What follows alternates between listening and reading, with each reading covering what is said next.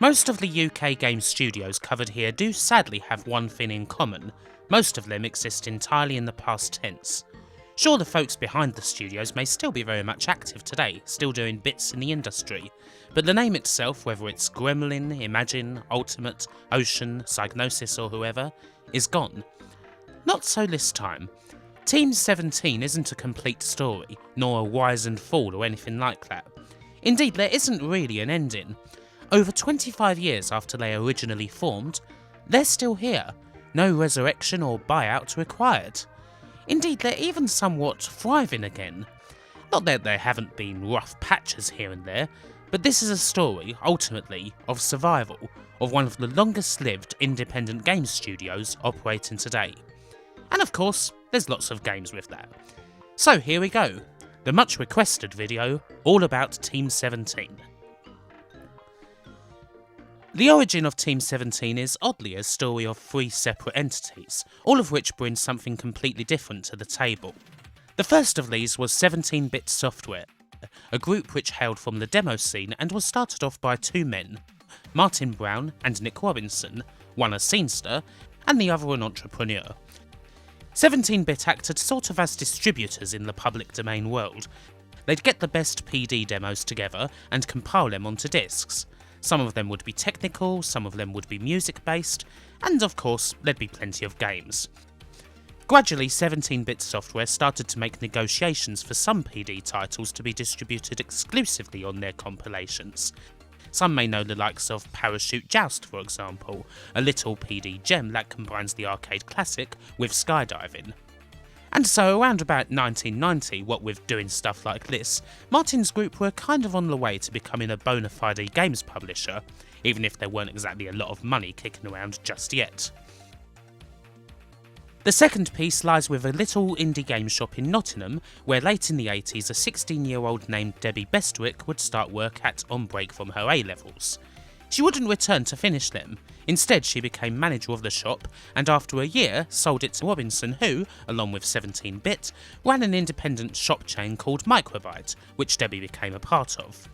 The theory, which seems somewhat clairvoyant now, was that they had a popular games store, so it made sense to have a publisher making and shipping games which could be sold in the Microbyte shops.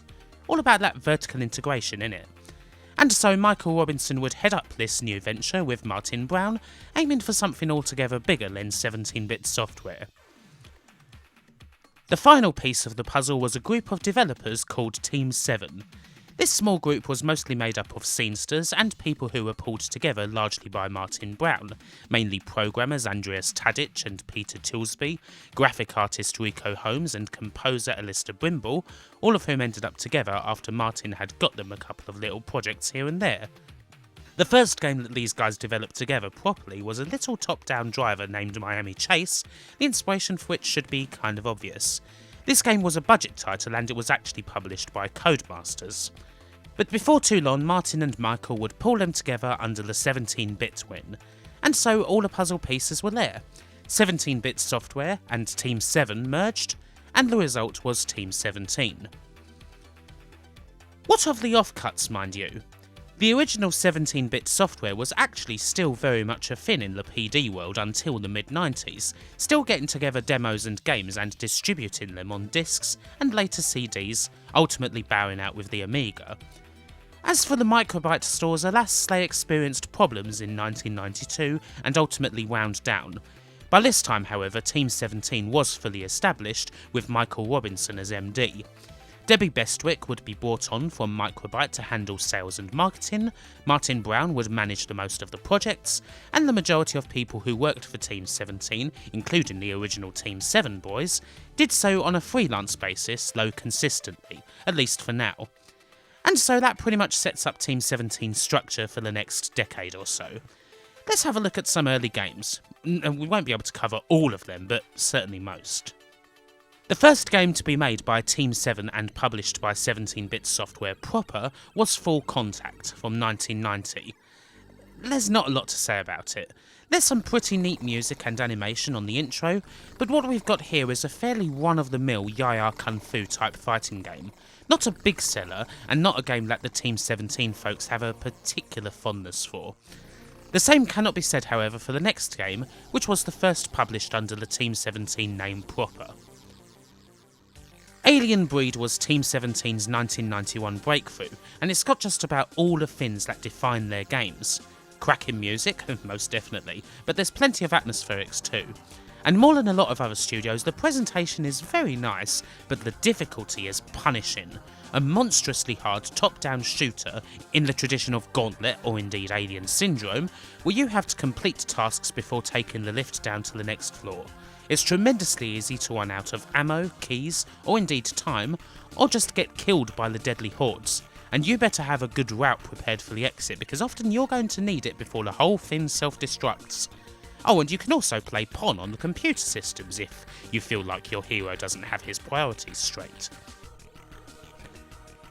Even more so than the aforementioned Alien Syndrome, the game's influence is blatant. There's no mistaking anything, from the black xenomorphs to the facehuggers to the Hadley's Hope-esque surroundings. This is Aliens through and through, to the point where you would expect a lawsuit forthwith. However, Team17 actually did correspond with 21st Century Fox and got their approval to go ahead with the game, although not the official license. With so many games out there being inspired by the classic movie, I guess that the movie guys kind of figured out what the deal was going to be already. Anyway, the original Alien Breed is a memorable title, not the best in the franchise, but there's plenty more to come, and it was a killer Amiga app for sure, probably one of the biggest Amiga action titles that never made it to a console. Assassin is one of the first games that Team17 published from other small developers, this time Psionic. Some people quite like this one, although it's not for me. Basically, it's a cross between Strider and Turrican with the emphasis heavily on the Capcom game. A boomerang replaces the Falchion, and our hero can climb up walls and ceilings just as well as Hyrule can. It could be okay, but I couldn't ever figure out how to get past dogs, who always seem to kill our assassin outright despite his status as a world-leading badass. Maybe you should have brought some steaks along or something.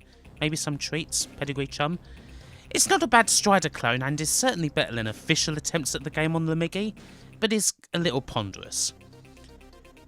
Project X is another fairly notorious Team17 title. It's their first space shooter, a game developed by Andreas Tadic and company in the Gradius tradition. The music from Alistair Brimble is excellent, as is the case with just about all of these games. You can basically take that as read for most of them, as I don't want to repeat it all the time. But the difficulty level is legendary. This is quite possibly the hardest shoot 'em up on the Amiga, and when you consider the difficulty level of Euro shmups in general, that means that this game is some serious shit. It's a half decent game for sure, especially if you like the Gradius style, but who boy it'll nail you to the frickin' cross. Good, but red flagged for experts only. Jamie Woodhouse's Quack isn't necessarily one of the most well-known Team17 games, but damn it, it's one of the best. I love this title. Simple, quick, superbly presented and designed arcade action where you rush around collecting all the gems, pickups and keys that you need to before heading to the exit. There's little bits of puzzle and strategy along the way in this single-screen title, and it definitely works in the tradition of classics such as Bubble Bobble and the like, even more so with a second player. A great game that can also be found on mobiles and the Game Boy Advance. It's a total hidden gem, and no mistake. Finally in this section, we've got Team17's second attempt at a fighting game, and another one of their big hits, Body Blows. This game was a hit largely due to great timing. It beat the Amiga port of the super hot Street Fighter 2 to the shelves by a couple of months, and was helped even more when said SF2 port turned out to be utter dogshit. Body Blows is certainly better than that. It is a one-button fighting game, of course, so if you're used to fighting on consoles then, you might have trouble here. It's a very tough game indeed, like most of Team17's games from the time, and the controls can be a big part of that. The original Body Blow certainly deserved to be a hit, don't get me wrong, but it's far from my favourite Amiga fighter, and it rather pales in comparison to Elf Mania or Shadow Fighter. There is a sequel, however, which we'll get to shortly. For now though, it's time to move on to the section of this video you've all been waiting for.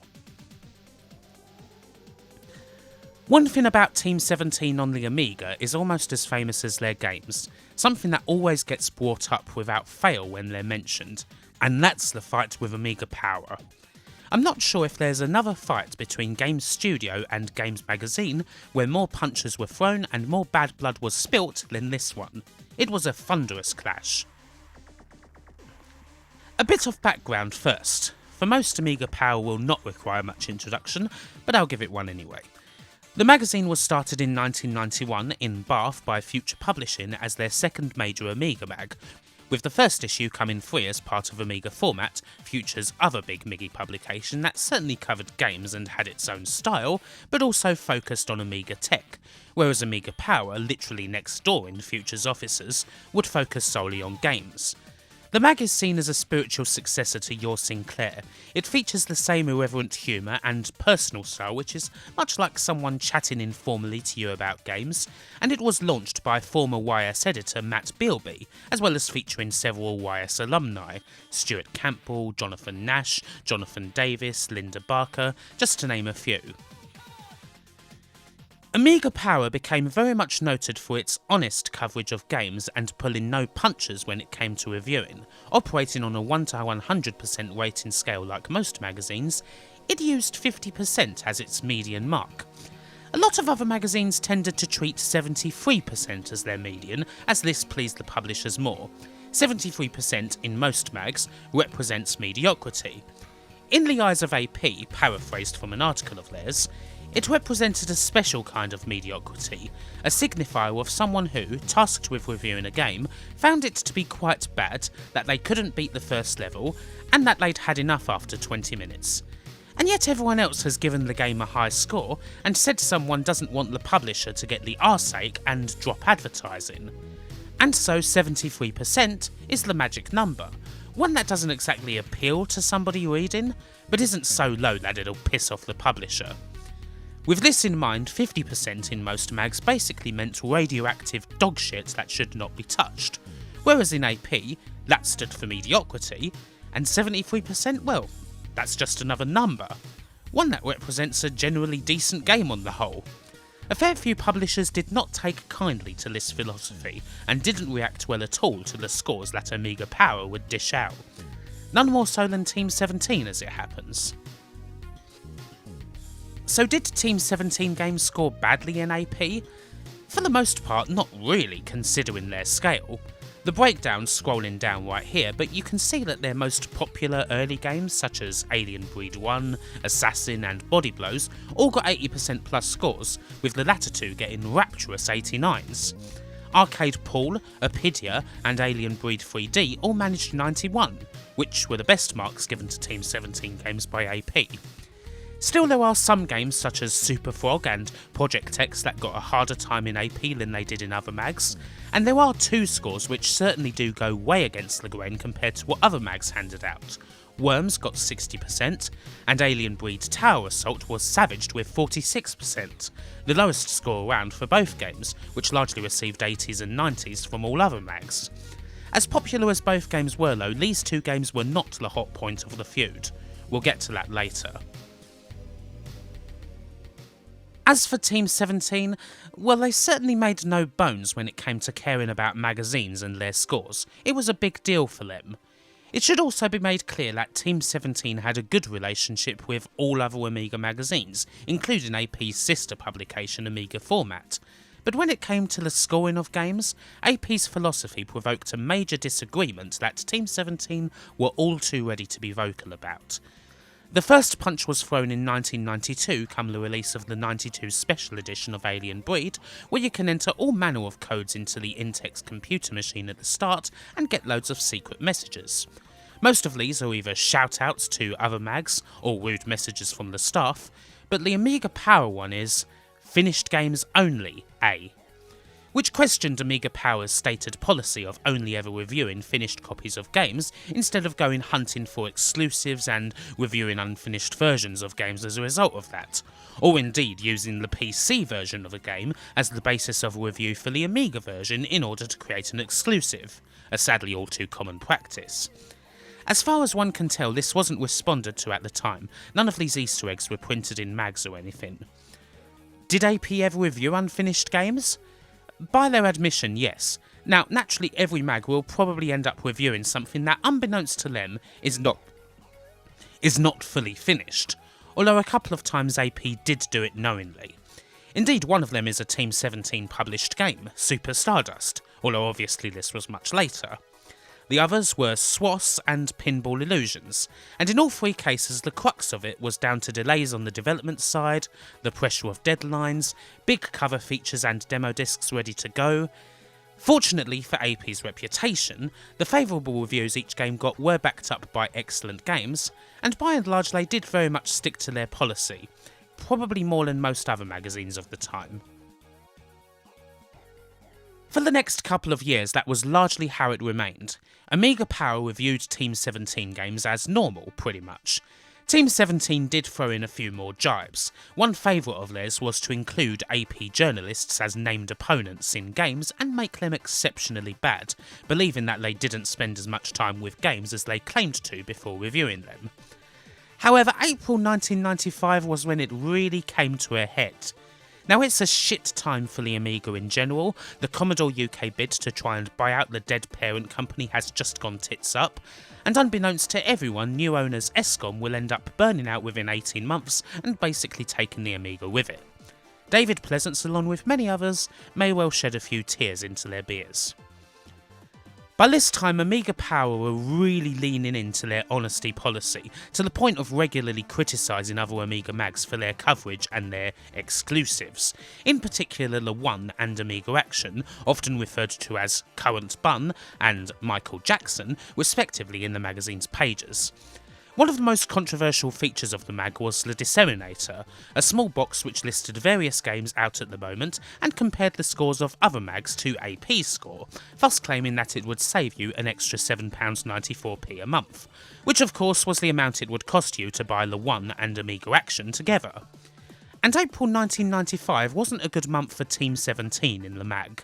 Two releases, Top Down Racer ATR and 10-pin bowling sim Kinpin, scored 38 and 47% respectively. A few months previously, Arcade Pool had been given 61% in Amiga Power originally, until AP found that they'd accidentally reviewed an unfinished copy. A finished copy was reviewed, and the score amended to 91%. The response to all this was, well, enraged. A lot of it actually did come from another Amiga mag, Amiga Concept, which was based in France and published an utterly scathing feature on AP, accusing it of helping to kill off the Amiga with its scoring policy and saying that they didn't have the interests of the machine at heart. Team17's reputation was heavily defended, naturally, and Marcus Dyson, a producer at Team17 who had previously edited Amiga Format, offered a rebuttal to AP's scores in which he claimed that Amiga Power possibly had something against Team17 and that most publishers had something against Amiga Power. It didn't stop there at all. In fact, Team17 served Amiga Power with a writ, accusing them of not doing their job properly and lying about their games, that they should communicate to them any companies or individuals whom AP had spread their lies to, and that the offending issue be purged. The proposed suit didn't get much further than that. AP and Future basically laughed it off, nothing else happened. The upshot of all of this, in the end, was that Team17 stopped communicating with Amiga Power, full stop. They wouldn't send them their games to review.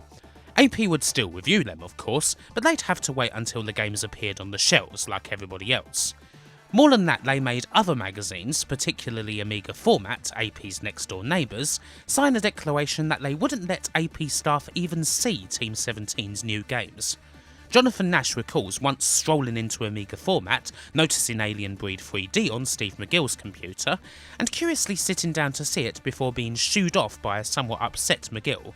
Presumably because he didn't want to do that, but, well, there you are. As previously mentioned, Alien Breed 3D received 91% when AP eventually reviewed it. The feud would continue to the bitter end. In 1996, when Tim Norris, a man with no connection whatsoever to any of the previous spats, took over the editor's chair at AP, he tried to squash the beef and get everything going again, saying rightly that having Team17's games covered in AP at the same time as everyone else had them was clearly of benefit to both parties. It seems as though most people at Team17 agreed with him, except Martin Brown, who refused all contact and then withheld their latest game, The Spirits Legacy, from AP. So it goes. A few months later, Amiga Power decided, unrelated to any of this, that there wasn't much worth in covering the Amiga in its death throes, and the magazine was retired. Well, what to say about all that then, huh? It's one of those situations where, frankly, there's no winner at all.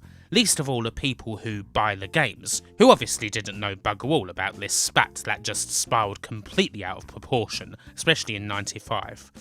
It was a very emotional time, I guess. You know that the system you love is dying and nothing's going to be done about it, but no one wants to say anything.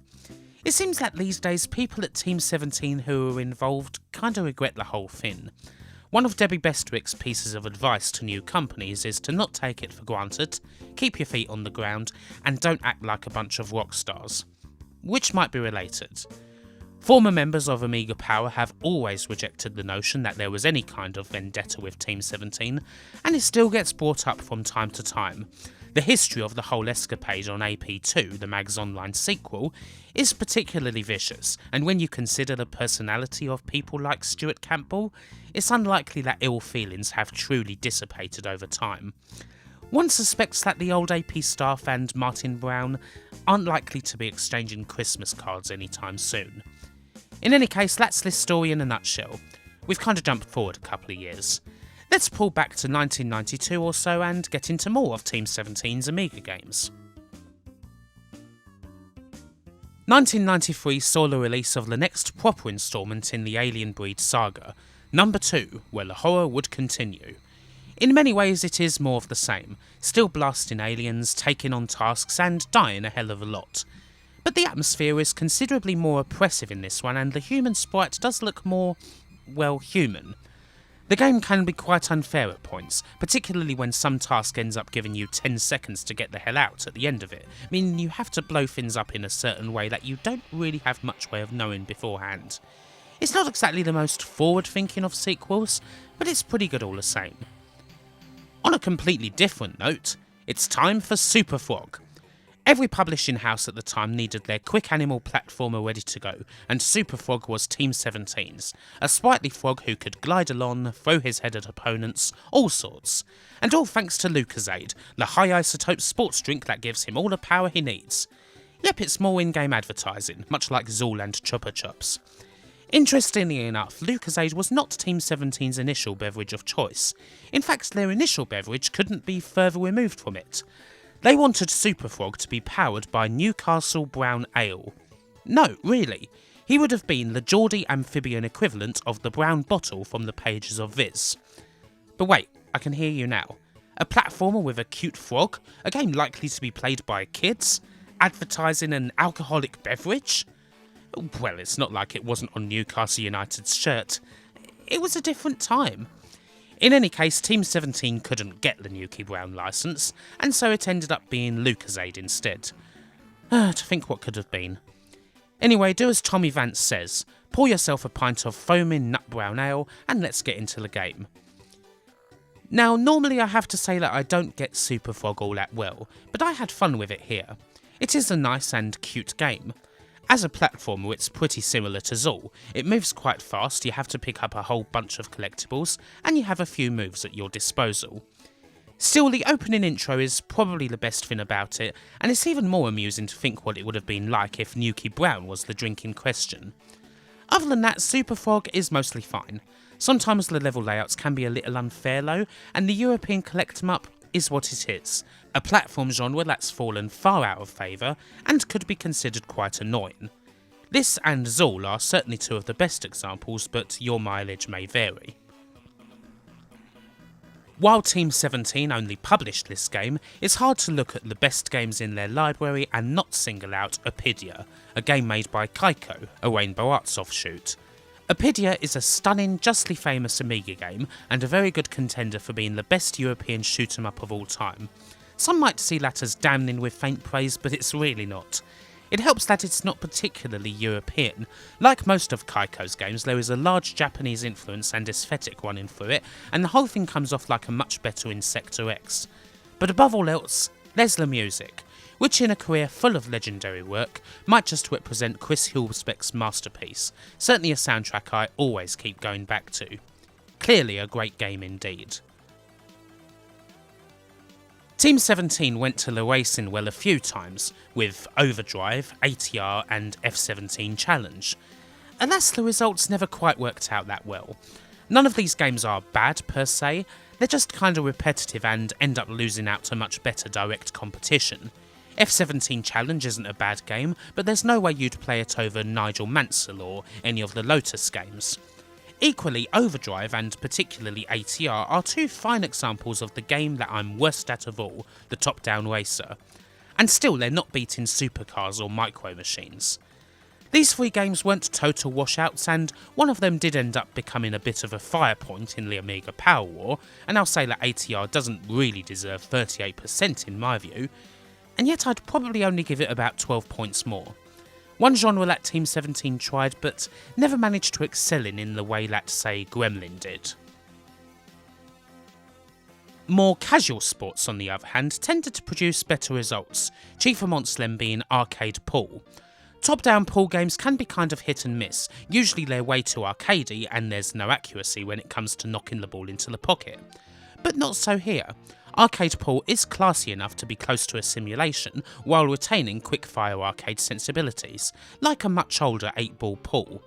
A very good game indeed, one that was followed up in 1995 by Arcade Snooker, a special cover disc game for CU Amiga. And then there's Kinpin. Now, 10-pin bowling video games are about as niche a thing as you can get. I mean, it's less of a sport and more an excuse to go to somewhere with friends and get drunk. Kinpin is a decent one though. It actually tries to emulate the feel and drift of a lane, and does an okay job. It is also funny that the same female voice who does the announcing in Alien Breed is also on the tannoy here. It's nothing but 10 pins, so your mileage may vary, but it's pretty fun in my view. And finally here there's the second Body Blows game, Body Blows Galactic from 1993. To me this is a much better game than the first. You have a much larger selection than 4 players for a start. The controls are a little better too, as much as it's only one button and a direction, it feels tighter. The problem I do have with this game, mind you, as well as a lot of other one-button fighters, is that it does often come down to purely spamming moves, usually one specific and powerful one. It can get a little samey, especially if you can catch opponents in a loop. It's okay, but Body Blows is still one of those fighting series that I'm just not a fan of. This was followed up on the CD32 by Ultimate Body Blows, which is a combination of both games into one and functions as a Mortal Kombat trilogy type game for the series. As we move into the mid-90s, the times for Team17 are mixed. We're heading towards the end of the Amiga years, and Team17 are, like many, heading towards a crossroads. As a small independent studio, it's obviously going to take a lot to expand in preparation for making games that are suitable for the upcoming 32-bit consoles, or indeed the 3DFX powered PCs. Sales on the Amiga are variable, some games perform, some don't. The ever-present piracy ends up taking its own share of the profits. Team17's main title, Alien Breed, is a performer, but what else is there? It seemed like the transition was going to be really damn difficult to say the least. And there were some ambitious projects that failed, in particular Kin of Thieves, an Alien Breed-esque game set in more medieval times that alas ended up cancelled. Suddenly things are worrying, but then something came out of nowhere. Andy Davidson was a man who had a game that he'd written in Blitz Basic for an Amiga format competition called Total Wormage, basically quite like the old shareware classic Scorched Earth and Artillery, only with worms. Amiga format didn't give it much attention, it certainly didn't win, nor did it even place. Still, Andy Davidson took the game to a European trade show and presented it to Team17's booth, where it was played by Martin Brown and Debbie Bestwick. They then met up with Andy again and played it some more, and found that they couldn't stop playing it. Ultimately, and even despite losing Andy's contact details and having to go to Amiga format to get them back, they had the game and the programmer on board, knowing that they had something, although not something that, at this late stage, could just be an Amiga title. Ultimately, Team17 worked with Ocean through 1995 to get worms on just about every platform going in a time period of about 6 months. Debbie Bestwick described the process as the one time that she's ever done crunch, and that it wasn't an experience that she wished to repeat. Ocean expected the game to sell about 60,000 copies. Over all platforms, the game sold millions in its first year alone, far beyond even the most optimistic expectations, and bigger than basically every other Team 17 title combined. It's a simple game, of course, one that we have covered previously. 2 or more teams of worms armed to the teeth with bazookas, shotguns, Uzis, fire punches and the like duke it out on a randomly generated landscape, and whichever team is left standing at the end wins. Unlike Scorched Earth, the worms can move around, which certainly changes the gameplay to a massive degree. The cute voices and presentation complete the package, and make worms tap into the exact same energy that Psygnosis got with Lemmings years previously. Get rid of these invertebrates, and all you have is a decent, simple strategy game that would have probably been forgotten eventually. With the worms in play though, suddenly you get a million-selling all-time classic that virtually everybody knows. Despite a few more serious bumps, including basically betting the Worms IP over a loan against sales of a game that just about managed to meet its target by the skin of its teeth, Worms has endured and has always remained at Team 17. As many titles as there has been, and rest assured we'll cover plenty of them, it has always had a purpose. In this instance, Worms saved Team 17 and assured them of a transition from the Amiga to the world beyond. Many bigger companies than them, including the one that helped publish Worms in the first place, would not survive in the new era for various reasons. But Team 17 lived on, and it was in many ways thanks to these psychotic, trigger-happy invertebrates. For now though, there's a few final Amiga titles to wrap up before we really get into Worms Mania.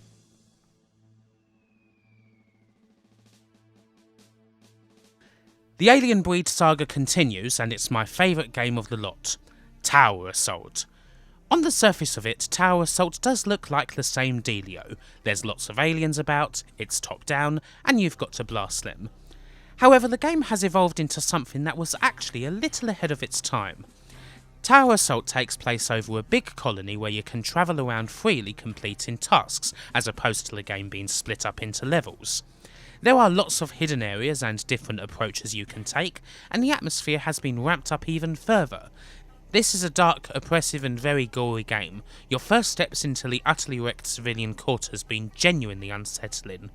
The difficulty certainly hasn't changed, mind you. This is the hardest game in the entire series, a challenge that will require every last bit of skill you've got. It's virtually unfair, but it is so good though, a game that's worth bashing against the wall of. And you can almost paint a line to it and the open world titles to come, the GTAs and all of that. A special little title. Super Stardust was another game purely published by Team 17, and it's a belter. You probably know this, seeing as Stardust games are still a thing today. I have very fond memories of playing this, pirated by Prestige as it goes, in 1995 and being amazed as it was the best looking game I'd seen up to that point, a relentless take on asteroids that's jacked up on amphetamines. If you're bad at asteroids, then naturally you'll be bad at this, but damn it's good. The developers, Housemarque, would later release an HD version of the game for the PS3 and PSP under Sony's banner in 2007. Alien Breed 3D is probably the highest profile attempt to try and bring Doom to the Amiga in the absence of the original game. Really, considering what the series was all about originally, moving it into the FPS genre seemed like a pretty logical step. The end result was a good game for the time, and for us Amiga owners who didn't have easy access to its classic. Sure, you can look at it now and be a bit gobby about the tiny window and highly pixelated graphics, but it does move well and it runs fine on a regular A1200. The sequel to this, and the last Alien Breed game for over a decade, was Alien Breed 3D 2, The Killing Grounds. Now this game is actually even better, and also had multiplayer via serial hookup, plus it looks nicer. It's a beast though. You need at the very least an A1200 with 4MB of RAM to run it, and that will still be kinda slow and with no weapons on display.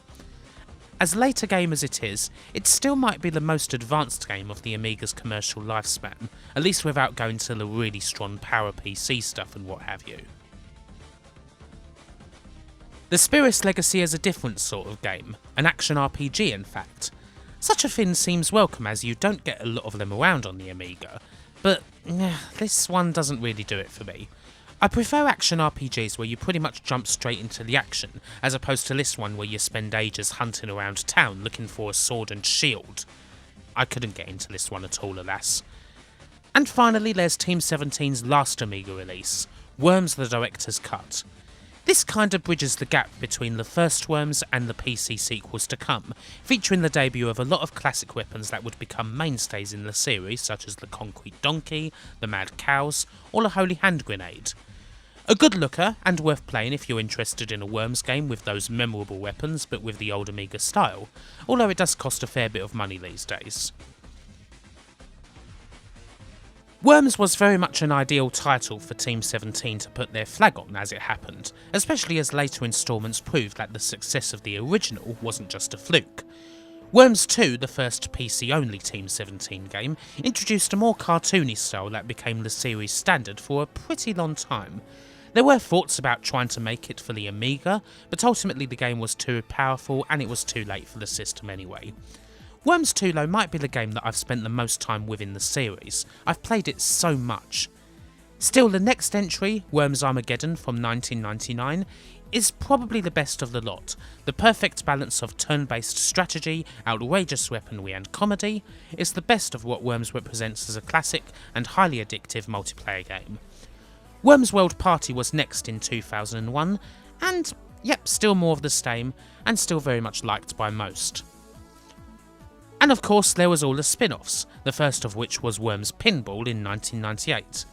Needless to say there would be plenty more from there, including the likes of Arkanoid-esque puzzler Worms Blast in 2001, or the later likes of Worms Crazy Golf, which is actually a pretty fun Worms-esque take on mini-golf, complete with satisfying explosions when you happen to hit any of the groundsmen. Groundsworms? Something like that. And let's not forget that the series did go 3D for a fair bit of time, starting with Worms 3D in 2002.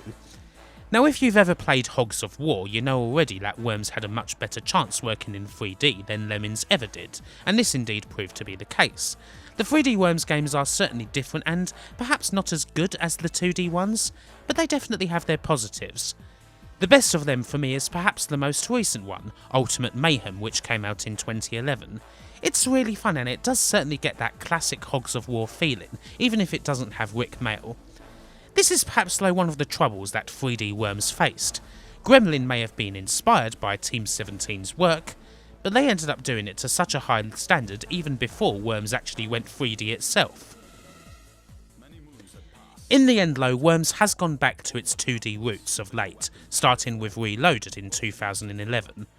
The return of Andy Davidson to the company in 2012 after a 13-year absence has perhaps helped a little there, and in more recent times has actually produced some crackers for the venerable turn-based giant.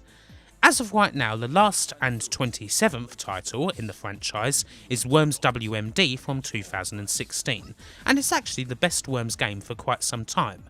There's some fantastic additions such as machines to go along with things like forts that have been around for a bit, but the core gameplay still remains. It's as much of a laugh as ever. Worms is very much a title with a strong hardcore audience that'll always support it, but the game itself is still good and accessible in the same way that it always was.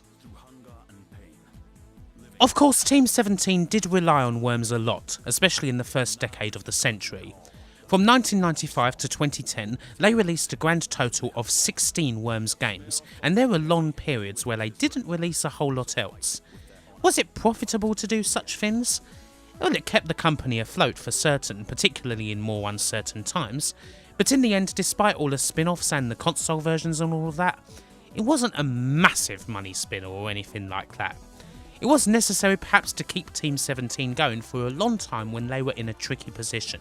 With a maximum of about 70 people working at the studio at any given time, they've always been pretty small, especially since the 2000s when studio numbers started to creep towards and then go streaking past the hundreds. The core of Team17 have never particularly wanted to expand higher than that and take on the big boys.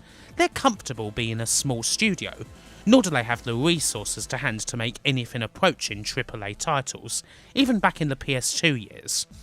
And so the PS1 and PS2 generations were all about stoking the fire of the established titles, hoping for a more favourable situation to arise where the company could really start to branch out again. It took a long time, but it ultimately did happen. For now, we'll look at other non-Worms titles from this long period. You might not have expected a sequel to Project X from Team 17, but here we are. X2 No Relief from 1996, another side-on shooter. What to say about it? Well, the graphics and the music are both really bloody good. It's always nice to see a good-looking PS shooter, and this is no exception. You'll dig this if you like Iron Handle and what have you. However, this game is hard. And that's not just a throw-out. This is damn near impossible, one of the most challenging shoot-em-ups ever made. I don't consider myself bad at shmups, and I couldn't even get past the second level. It's kind of the ultimate Euro shooter then, I guess. A good game, but it will utterly break you. On the PC front, Team 17 did do two rather obscure games in the late 90s in fairly common genres back then. There's Phoenix, which as far as space shooters go does look nice, but alas never seemed to get much traction. It does still have a website available on the internet though, where you can download songs from the soundtrack in glorious real audio. A bit more famous perhaps, though only a bit, is Nightlong the Union City Conspiracy, a cyberpunk game which stands as Team 17's only point-and-click adventure. Obviously this tiny capsule look isn't going to tell you a lot about it, but perhaps it'll be worth your time if you enjoy the likes of Blade Runner, Shadow Run and all that other good stuff. There's also some late entries into fairly populated series, Army Men Major Malfunction for example. Oh, and Leisure Suit Larry Box Office Bust. Both of these games stand as the last entry in their respective series to date, and were pretty heftily savaged in the press, especially the Larry game which scored tons of Worst Game of 2009 awards. It wasn't good, to put it mildly. The Xbox magazine called it an astro-turd, which is quite a phrase. Perhaps we should just gloss over both of these games very quickly. I mean, they don't exactly fit in with the narrative, do they? Don't look over there. What is a little better, mind you, is the return of Alien Breed. The eternal fight against unpleasant creatures returned with an episodic trilogy of games through 2009 and 2010, and, they're pretty average to be honest. Rather murky and brown, and kinda typical Xbox 360 generation design. You've got someone in your ear telling you to go do this, then do that, go here, pull a switch there, and so on. I can't think of many old games that were improved by having someone constantly in your ear telling you what to do, frankly. I miss the sheer isolation. They're not bad and they do serve the purpose of bringing Team 17's original flagship title to a close, but I wouldn't pick them up unless they're on sale for very cheap.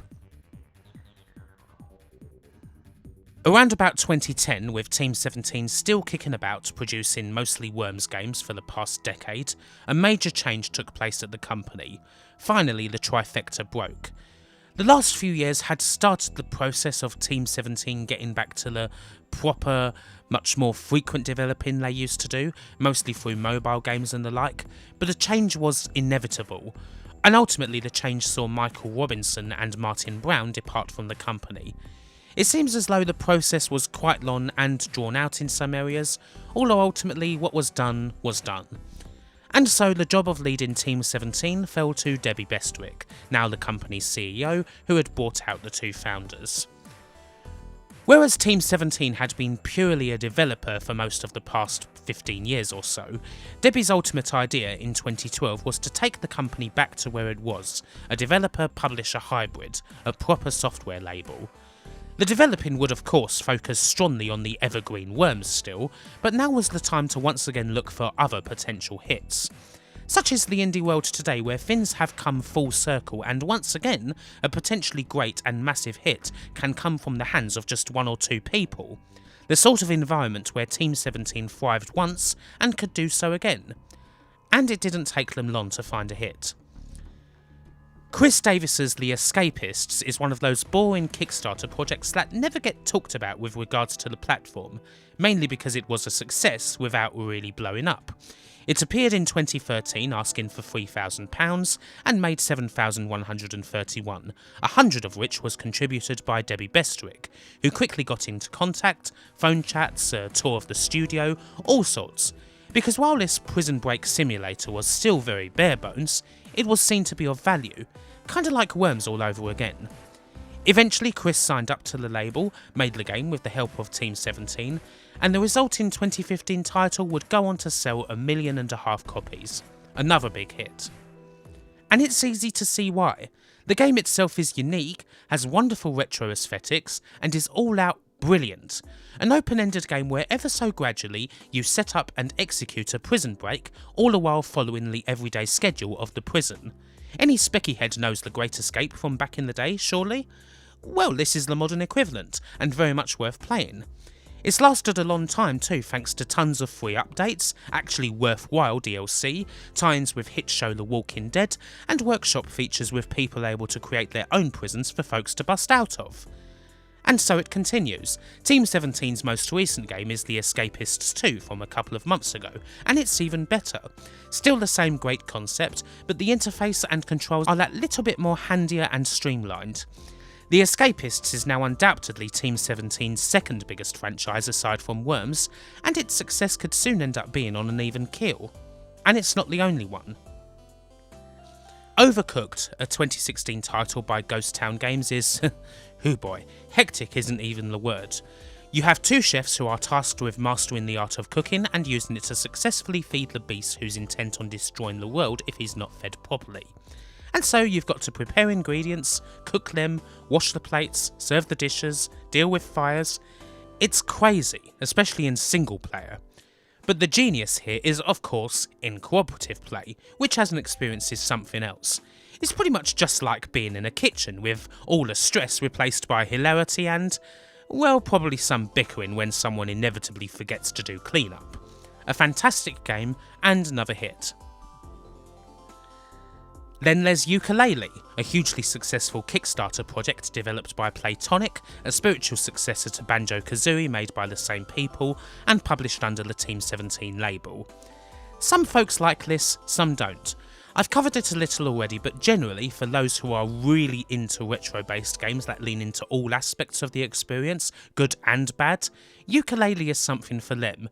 It's a good 3D platformer, and a very accurate 3D platformer, meaning that certainly a lot of the positives surrounding 3D platformers are there, it's just that a few of the faults are there too. Ultimately the game did do well, mind you, and we await to see if it will be followed up by any kind of sequel. And there are other smaller games. I'm quite fond of LA Cops as it goes. It didn't get too much attention, but it's a funny little strategic shooter, once again something that lends itself neatly to cooperative play. The aesthetics are very cool indeed if you like, I don't know, the Beastie Boys Sabotage video, but it's always good to bust some perps. There's Light, which is a minimalistic indie game that's based around stealth, sort of like playing Hitman but you only have the map to go on. Not a perfect game by any stretch, but the potential is there. Oh, and there was Superfrog HD, although honestly we don't talk about that an awful lot. I mean, it's not really much but Superfrog all over again, and it isn't particularly impressive in HD, or in the 2010s. Aside from that, the Team17 library is pretty damn strong, and there's more to come. And well, there we are just about. There is no ending to this story as such because Team17 are still going. Indeed, they're going strong. In 2016, Debbie Bestwick earned an MBE for her services to gaming, and Team17 are arguably the longest lasting independent games company in the world. They survived where most of their peers did not. A fair bit of that may have been down to luck, although a lot was also down to a fierce need to stay independent and almost stay small. They never overreached for expansion, they didn't try a big float on the stock market, and ultimately they never needed to sell up to the big boys. Through that, along with finding the right games at the right time, they're still going, and long may they continue. Bye for now.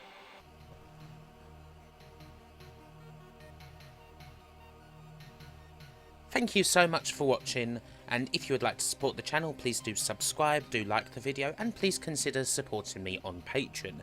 Speaking of Patreon, I would like to thank the following: Adam Schaefer, Alex Stoko, Andrew Dalton, Andy Capt, Audie Sawley, Carly, Sethlin, Conformist, Daniel David Taylor, Dustin Cooper, Gary Pinkett, George Newton, Ghosty Spectre, Grafham Blackpool, Ian Roberts, James Idd, James Loveridge, Jason Goy, Jason Leach, Jason Stevens, Johan Eriksson, Josh Jensen, El O'Brien, Lee Norris, ManagerSim.net, Mark Johnston, Martin Pataki, Nanette McCrone, Nicholas Tristan, Olaf Allbean, Pete Morris, Peter Jack, Peter Sidorn, Phil Taprog, Rachel Maxwell, Romeo, Ryan Wyatt Coleman, Sammy Lee, Seth Robinson, Simon Gulliver, Stephen Warner, The Unnatural, Tiago Pereira dos Santos Silva, Tanya J, Twisted Scroat, Vishar D, Yucca Operator, and Zach Roach.